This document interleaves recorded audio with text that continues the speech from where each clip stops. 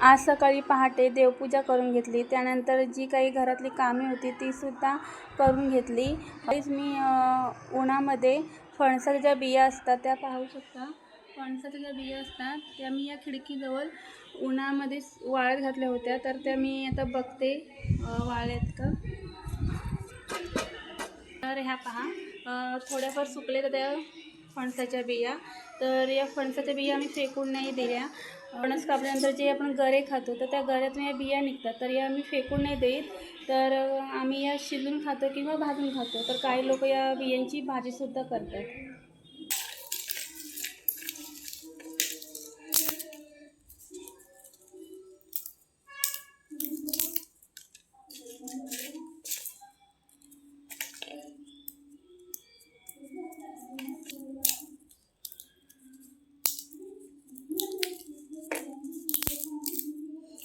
आता मी या बिया सोळून घेतल्या आहेत.